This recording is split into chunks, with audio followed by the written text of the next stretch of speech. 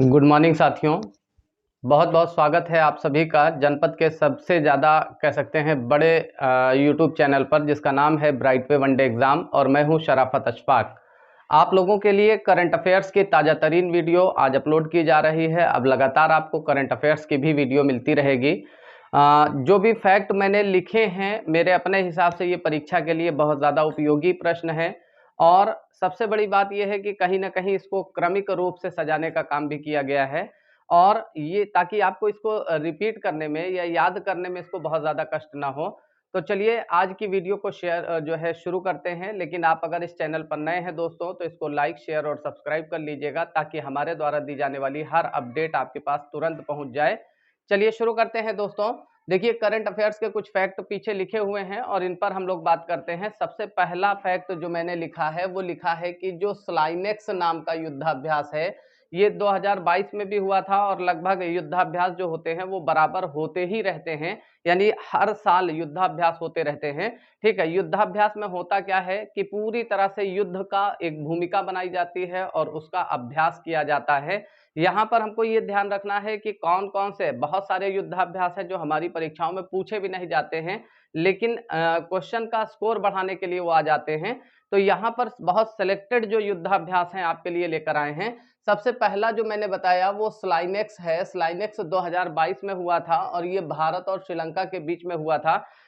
ये इसका मतलब ये नहीं कि अब स्लाइनेक्स नहीं होगा, स्लाइनेक्स होता रहेगा। ठीक है, और इसको आप ध्यान रखिएगा किन दो देशों के बीच में हुआ है, क्योंकि वो आपसे क्वेश्चन में यही पूछेगा कि स्लाइनेक्स नामक युद्धाभ्यास जो है वो किन दो देशों के बीच में हुआ है। तो ये आपको याद रखना है कि भारत और श्रीलंका। ठीक है, तो भारत और श्रीलंका, आपने देखा होगा भारत के दक्षिणी छोर पर जब दक्षिणी हिस्से पर नजर डालेंगे तो आंसू की बूंद की तरह आपको एक देश दिखाई देगा जिसे हम श्रीलंका कहते हैं। तो श्रीलंका जो है आपका इसमें सम्मिलित है, भारत का भागीदार है, भारत के साथ पार्टिसिपेट किया है। और एक बात यहाँ पर जरूर याद रखिएगा कि एक द्वीप बहुत ज्यादा फेमस है जो परीक्षा में बहुत पूछा जाता है, विशेष रूप से ट्रेडिशनल क्वेश्चन के अंदर, कि जो आपका भारत और श्रीलंका के बीच में ही एडम ब्रिज भी है। एडम ब्रिज का मतलब होता है आदम का पुल। ठीक है, ये आप ध्यान रखिएगा। भारत में इसका जो स्थान है वो भारत से शुरू होता है और ये श्रीलंका तक जाता है। भारत में तलैया मन्नार एक स्थान है जो कि आपका तमिलनाडु में है, रामेश्वरम से शुरू होती है। और श्रीलंका में जो है ये आपका जो है धनुषकोडी, भारत के धनुषकोडी से शुरू होता है और श्रीलंका में तलैया मन्नार तक जाता है। तो एडम ब्रिज ये भारत और श्रीलंका इन दोनों के बीच में है, इस चीज को आप याद रखेंगे। अगला जो युद्धाभ्यास है उसका नाम है इंद्र। इंद्र एक ऐसा युद्धाभ्यास है साथियों जो भारत और रूस के बीच में हुआ है। ठीक है, भारत का पुराना दोस्त है रूस, और भारत से जो संबंध हैं वो भी बहुत अच्छे हैं। और रूस की जो राजधानी है दोस्तों, आपको पता है कि ये मास्को है। और अगर पूछा जाए कि मास्को किस नदी के किनारे है, तो आप कहेंगे मास्कोवा नामक नदी के किनारे है। ठीक है, और भारत और रूस के ही सहयोग से एक बहुत ही बेहतरीन मिसाइल जिसको हम कहते हैं ब्रह्मोस, ठीक है, ये भारत और रशिया इन दोनों ही देशों के सहयोग से बनाई गई है। और भारत इसमें जो है विशेष रूप से भागीदार रहा है रूस का। भारत का पुराना सहयोगी, पुराना साथी, पुराना मित्र जो है वो रूस है। अभी हाल ही में आपने देखा था एक घटना जिसमें यूक्रेन पर रशियन आक्रमण को रोक दिया गया था, जब भारतीयों को वहां से निकाला गया था। ठीक है, जिन भी बसों पर या जिन भी गाड़ियों पर जहां पर भी राष्ट्रध्वज लगा दिया गया, तिरंगे को लगा दिया गया था, तो रशिया के जो सैनिक हैं उन्होंने वहां पर आक्रमण रोक दिया था। चलिए, अगला है भारत और नेपाल के बीच का जो सैन्याभ्यास है जिसे हम कहते हैं सूर्य किरण। एक चीज याद रखिएगा कि नेपाल दुनिया का अकेला ऐसा देश है दोस्तों जो कभी भी किसी का गुलाम नहीं हुआ है। इसके अलावा विश्व की सर्वोच्च चोटी, ये याद रखना है, जहां पर जिसे हम माउंट एवरेस्ट के नाम से जानते हैं, विश्व की सर्वोच्च चोटी जो माउंट एवरेस्ट है, ये भी भारत और नेपाल के बीच में है। और एक चीज ध्यान रखिएगा, नेपाल में इसको क्या कहा जाता है, तो सागर माथा के नाम से जाना जाता है साथियों। ठीक है, सागर माथा का अर्थ भी कभी कभी पूछ लेता है, तो ये भी आपको दिमाग में रखना है कि सागर माथा का मतलब होता है पर्वतों की रानी। अगला जो देखिए यहाँ पर एक मिशन हुआ बीच में चला जिसको हम ऑपरेशन गंगा कहते हैं, ऑपरेशन गंगा का जो संबंध है वो किस चीज से है, तो रशिया में जब युद्ध चल रहा था, रशिया और यूक्रेन के बीच में जब युद्ध चल रहा था, तो आपको ये ध्यान रखना है कि भारत ने अपने जहाज भेजे थे ताकि वहां पर जो भारतीय निवास कर रहे हैं उनको वापस लाया जा सके। तो ये ध्यान रखिएगा कि यूक्रेन से भारतीयों की वापसी से संबंधित जो अभियान था उसको एक नाम दिया गया है, क्या कहा गया है, उसी को ऑपरेशन गंगा कहा गया है। अगला युद्धाभ्यास है जिसे हम वरुण कहते हैं, वरुण भारत और फ्रांस के बीच में है, ये आपको ध्यान रखना है। दूसरा गरुड़ भी भारत और फ्रांस के बीच में है। तीसरा शक्ति, ये भी एक ऐसा युद्धाभ्यास है जो भारत और फ्रांस के बीच में है। यानी वरुण, गरुड़ और शक्ति, ये तीनों युद्धाभ्यास जो हुए हैं वो किसके साथ हुए हैं, भारत और फ्रांस के साथ। एक खास बात यहां पर ध्यान रखिएगा कि जो फ्रांस है इसे विश्व की जन्नत भी कहा जाता है। कई बार क्वेश्चन पूछा गया है कि किस देश को विश्व की जन्नत कहा जाएगा या किसे फैशन की नगरी कहा जाता है। फैशन की नगरी कभी भी क्वेश्चन करता है तो ध्यान रखिएगा कि फ्रांस की जो राजधानी है जिसे हम पेरिस कहते हैं, पेरिस को ही क्या कहा जाता है, फैशन की नगरी के नाम से भी जाना जाता है। और एक बात और याद रखेंगे कि इसे ग्रंथिल नगर के नाम से भी जाना जाता है। कई बार क्वेश्चन पूछा गया है कि ग्रंथिल नगर किसे कहा जाता है, तो वो किसे कहा जाता है, वो फ्रांस को कहा जाता है। फ्रांस मूल रूप से हम कह सकते हैं कि कृषि प्रधान देश है। यहाँ की जो जनता है वो आज भी कृषि पर डिपेंड करती है और काफी सारी जो है समानताएं भारत और फ्रांस के बीच में पाई जाती हैं। इसीलिए कह सकते हैं इसे लघु यूरोप की संज्ञा, इसके अंदर दोनों क्वालिटी पाई जाती है, एशिया की चीजें भी मिल रही हैं और यूरोप की चीजें भी मिल रही हैं। मतलब जलवायु वगैरह जो है, मानसूनी वगैरह जो जलवायु वगैरह है वो यूरोप के समान है, इसीलिए इसको लघु यूरोप की संज्ञा भी दी जाती है। इसके अलावा देखते हैं अगला है फ्रिंजेक्स, ये इसलिए इंपॉर्टेंट है, ये भारत और फ्रांस के बीच में होने वाला युद्धाभ्यास है और पहली बार इसका आयोजन किया गया है। ये ध्यान रखिएगा कि जब भी कोई काम पहली बार होगा तो वो मोस्ट इंपॉर्टेंट होता है, ठीक है, क्योंकि वहां से क्वेश्चन उठने की जो संभावनाएं हैं वो बढ़ जाती है दोस्तों। तो फ्रिंजेक्स जो है ये भारत और फ्रांस की सेनाओं का सैन्याभ्यास है। अगला जो युद्धाभ्यास है उसे हम कहते हैं डेजर्ट नाइट। ये जो डेजर्ट नाइट है ये भी भारत और फ्रांस के बीच का ही युद्धाभ्यास है, ठीक है। इसके बाद देखें अगला युद्धाभ्यास है जिसे कहा जाता है संप्रीति। संप्रीति जो है वो भारत और बांग्लादेश की जो है सेनाओं का संयुक्त सैन्य अभ्यास रहा है, जिसमें एक तरफ भारत की सेना ने भाग लिया था और दूसरी तरफ इसमें जो है बांग्लादेश की सेनाओं ने भी भाग लिया था। तो संप्रीति नाम का जो युद्धाभ्यास है साथियों वो किसके साथ, किसके बीच हुआ था, तो भारत और कह सकते हैं बांग्लादेश।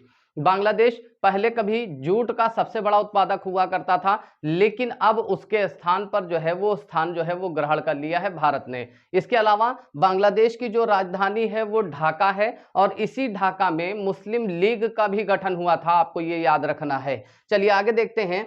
अगला जो युद्धाभ्यास है भारत और इंग्लैंड के बीच में हुआ है, जिसे हम क्या कहते हैं, ये है अजय वारियर। तो अजय वारियर नाम का जो युद्धाभ्यास है दोस्तों ये किसके किसके बीच में हुआ है ये आप ध्यान रखेंगे कि भारत तथा इंग्लैंड के बीच में। इंग्लैंड जो हम लोगों पर शासन करने वाला देश था और आपको याद है कि यही इंग्लैंड है जिसने भारत में जलियांवाला बाग जैसा हत्याकांड भी घटित करवाया था। बहरहाल उन बातों पर नहीं जाते हम लोग। यहाँ पर ध्यान दीजिएगा कि अजय वारियर जो है यहाँ पर भारत और इंग्लैंड की राजधानी अगर कभी भी पूछा जाए दोस्तों तो ये ध्यान रखना है कि लंदन है। इंग्लैंड की राजधानी क्या है, लंदन है। और सवाल ये भी पूछता है कि लंदन जो है वो किस नदी के किनारे है, तो आप कहेंगे टेम्स नामक नदी के किनारे है। देखिए यहाँ पर कुछ महत्वपूर्ण किताबें आपके सामने लिखी हुई हैं, जिसमें से एक किताब है जिसका नाम है मोदी गैम्बिट। ये करंट की किताब है और करंट अफेयर्स में ये क्वेश्चन आ सकता है, आपसे पूछा गया है, पहले रिपीटेड क्वेश्चन है कि मोदी गैम्बिट किसकी रचना है। तो ये ध्यान रखेंगे कि मोदी गैम्बिट जो है वो आपका संजू वर्मा की किताब है। कभी भी क्वेश्चन करता है कि मोदी गैम्बिट की रचना किसने की है, तो संजू वर्मा ने। अगला देखिए दो योजनाएं हैं जो सिक्किम सरकार ने चलाई हैं, खासतौर पर महिलाओं के लिए चलाई गई हैं। और आप तो जानते हैं कि जितनी भी योजनाएं हैं वो सब महिलाओं या दलितों या फिर कह सकते हैं निराश्रितों, असहायों और दीन दयालों के लिए चलाई जाती है, लेकिन पुरुषों के लिए कोई योजना क्यों नहीं चलती है। बहरहाल यहाँ पर ध्यान देना है कि अम्मा और बहिनी योजना जो है दोस्तों ये किसने चलाई है, तो सिक्किम सरकार द्वारा चलाई गई एक योजना है जिसमें महिलाओं को संरक्षण प्रदान किया गया है। आगे देखते हैं, एक इंडेक्स है, एक रिपोर्ट है जिसे सूचकांक कह सकते हैं हम, तो फायर पावर इंडेक्स 2023 है। इसमें भारत का जो स्थान रहा है दोस्तों वो चौथा रहा है। अगर कभी भी पूछा जाए कि फायर पावर इंडेक्स 2023 में भारत का स्थान कितना है, तब आप आंसर क्या करेंगे, चौथा। और एक हाल ही में अभी शोध हुआ है जिसमें यह पता चला, एक कह सकते हैं कि विश्व का सबसे बड़ा जो प्लेटफॉर्म था, पहले गोरखपुर था, उसके पहले खड़गपुर था, और अब वो फिर से चेंज हो गया है और इस बार हो गया है सबसे बड़ा प्लेटफॉर्म सिद्धरूदा स्वामी।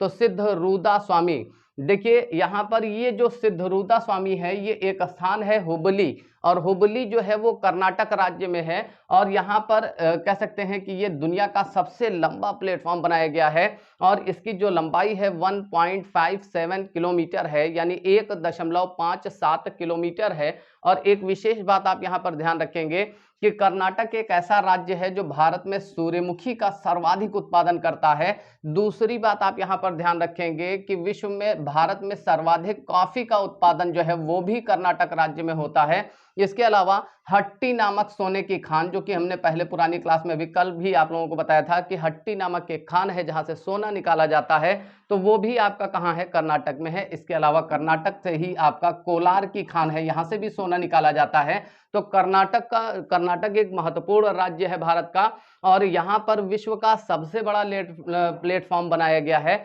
जिसको कहा गया है सिद्धरूदा स्वामी। ठीक है, इसके बाद देखिए अगली किताब है जिसे कहा जाता है a century is not enough. पूर्व भारतीय कप्तान जिनको आप जानते हैं, जिन्हें बंगाल टाइगर के नाम से भी जाना जाता है, सौरव गांगुली जी की लिखी हुई किताब है, इसलिए ये बहुत ज्यादा इंपॉर्टेंट हो जाती है। तो आप ध्यान रखेंगे कि a century is not enough किसकी रचना हो जाएगी साथियों, ये हो जाएगी आपका सौरव गांगुली की। इसके बाद अगली किताब है जिसे हम कहते हैं वेयर अबाउट। वेयर अबाउट जो है ये झुप्पा लाहिड़ी की रचना है, झुप्पा लाहिड़ी इसके राइटर हैं। ठीक है, अगला है देखिए 75वां जो बाफ्टा पुरस्कार है 2022 में। कभी कभी ये मत सोचिएगा कि 23 चल रहा है, इतना पुराना करंट लिखा जा रहा है। कुछ क्वेश्चन होते हैं जो सदाबहारी होते हैं, और कभी कभी तो 4-4 साल पहले के क्वेश्चन भी पूछ लिए जाते हैं करंट अफेयर्स में, और बच्चे परेशान हो जाते हैं कि सर मैंने तो 6 महीने का करंट या साल भर का करंट पढ़ रखा था, आखिर ये 4 साल पुराना क्वेश्चन कैसे पूछ लिया गया। तो ये ध्यान रखिएगा, कुछ क्वेश्चन ऐसे होते हैं जिनको सदाबहारी कहा जाता है और वो हमेशा घूम कर आ सकते हैं। तो ये मत सोचिएगा कि करंट में सिर्फ करंट पढ़ना है, कभी कभी ट्रेडिशनल क्वेश्चन भी पढ़ने पड़ जाते हैं। चलिए, तो ये ध्यान रखिएगा कि जो 75वां बाफ्टा पुरस्कार है वो 2022 में किसे दिया गया, the power of a dog. The power of a dog ये एक फिल्म है और इसे 75वां जो बाफ्टा पुरस्कार है वो दिया गया है। अगला क्वेश्चन है कि विश्व चेतना दिवस ये कब मनाया जाएगा।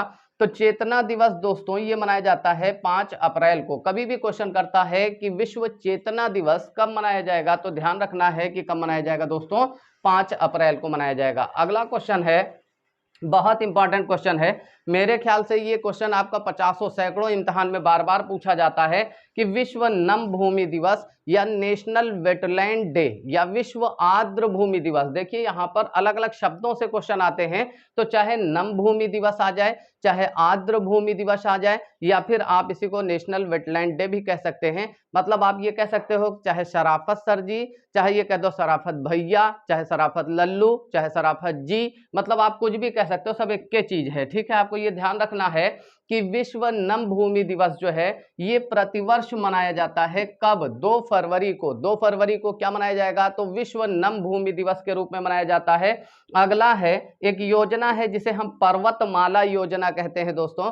जो पर्वतमाला योजना है, जो पर्वतीय क्षेत्र है वहां पर पर्यटन को बढ़ाने से संबंधित योजना है।